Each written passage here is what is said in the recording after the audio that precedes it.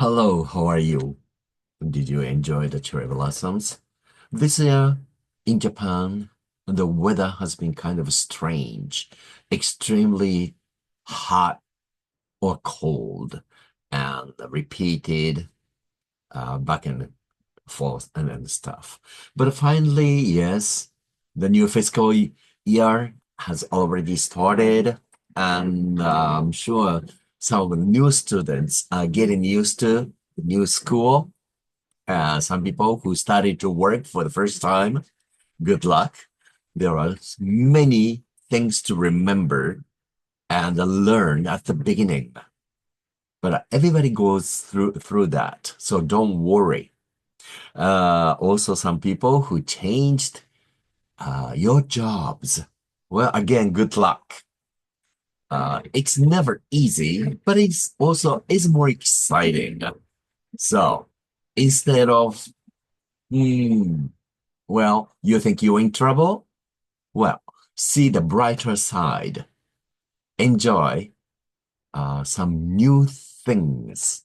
Okay, today's idioms. The first one is nest egg.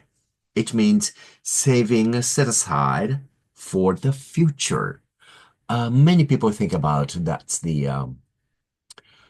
well, money, I guess.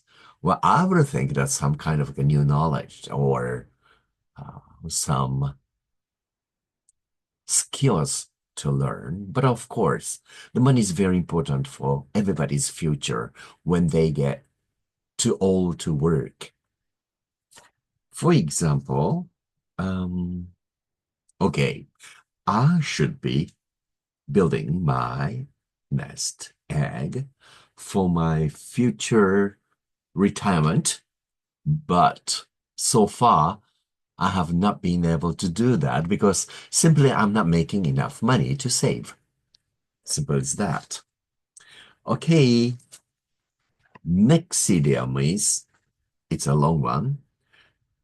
A bird in the hand is worth two in the bush. It means it's better to have something certain than the possibility of something better. Something which is you can make it sure, you can rely on. And the other one is maybe it seems exciting, nice, but involves some risks, and it's just seemingly nice, but you really cannot tell for sure it's stable or not.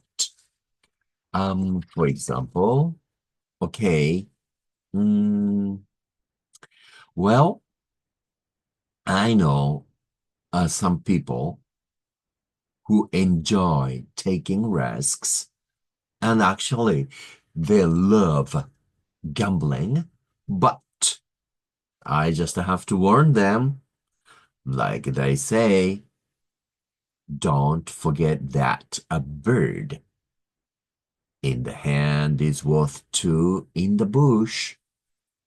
So that's a good educational phrase, right?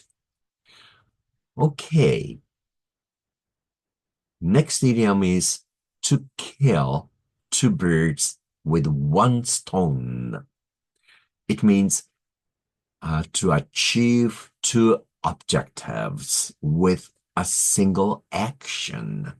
For example, let's say, okay, by scheduling our meeting at that nice restaurant, we'll kill two birds with one stone. Well, why is that? Well, because we're going to have the meeting during the lunchtime.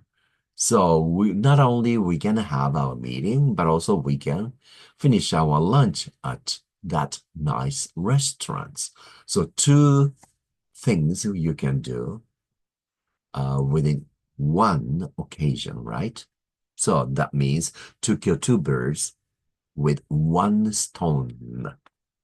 Makes sense?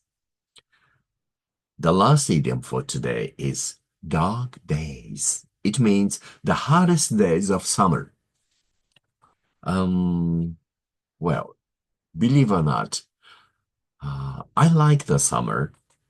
So during dog days, I prefer to stay on the beach. But I know that many others rather prefer to stay inside where the air conditioning is working, right? Well, I understand that too.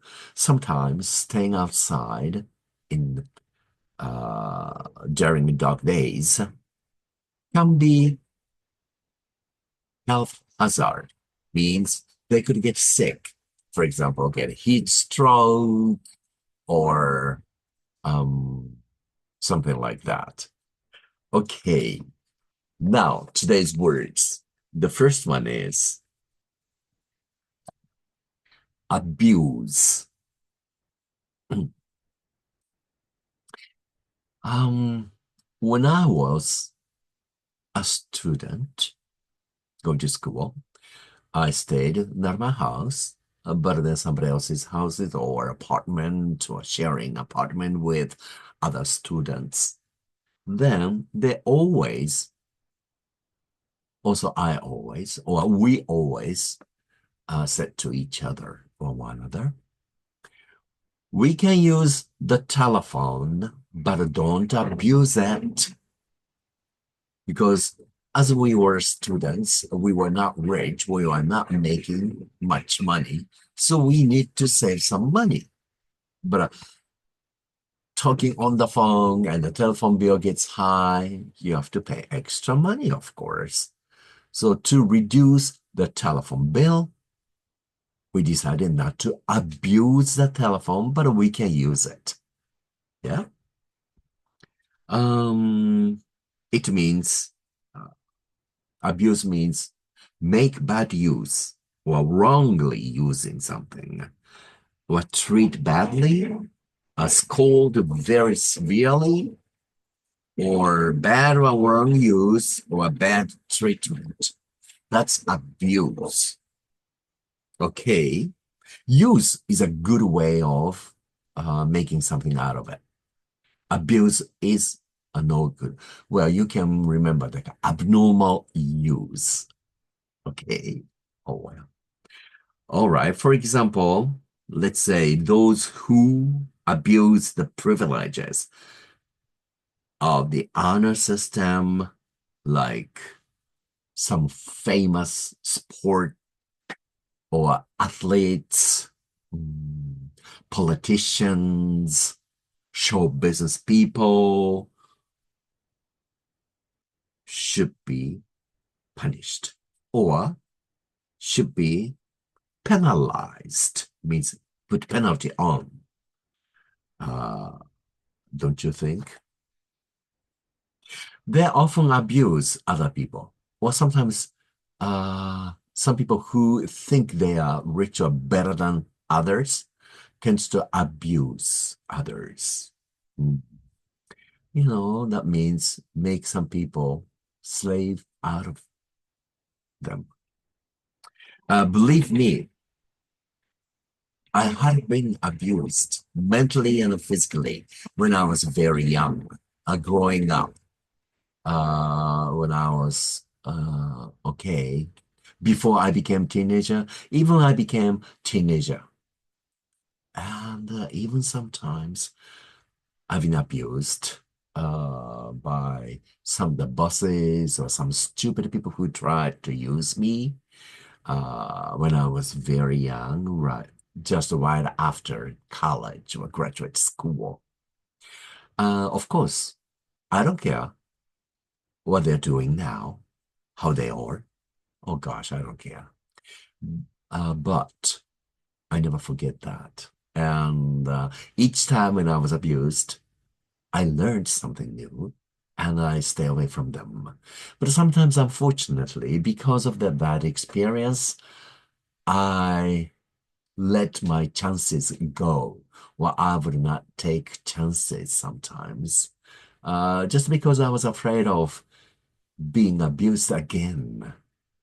Isn't that terrible?